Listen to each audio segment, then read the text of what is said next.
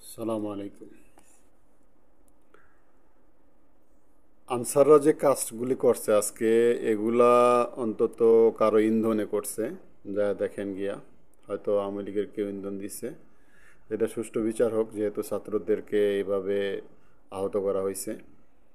তো এভাবে তো মানে এত বন্যা, এত ঝামেলার ভিতরেও যেহেতু এনারা এইভাবে আক্রমণাত্মক পরিবেশ, পুরা উচ্ছৃঙ্খল পরিবেশ তৈরি করছে, এই জন্য আসলেই এটা আমাদের কাম্য ছিল না।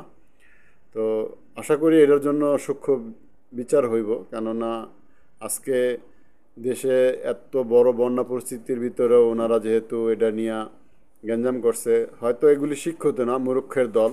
এগুলি উচিত ছিল এই দুঃসময়ে যারা বন্যায় ক্ষতিগ্রস্ত তাদের পাশে দাঁড়ানো। তা না করে এরা এসে এখানে সচিবালয় ঘেরাও, তারপরে বিভিন্ন অত্যাচার, বিভিন্ন করছে। এই জন্য ওনাদের বিচার হওয়া উচিত।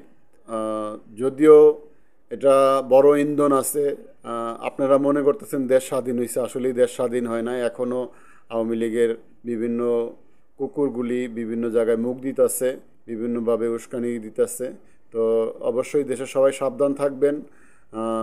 জানি না, আহ, হয়তো অনেক প্রতিবাদী ভিডিও বানাই দেখে অনেকে হয়তো অনেক কিছু কমেন্ট করেন, যদিও জানি না কতদূর করতে পারবো।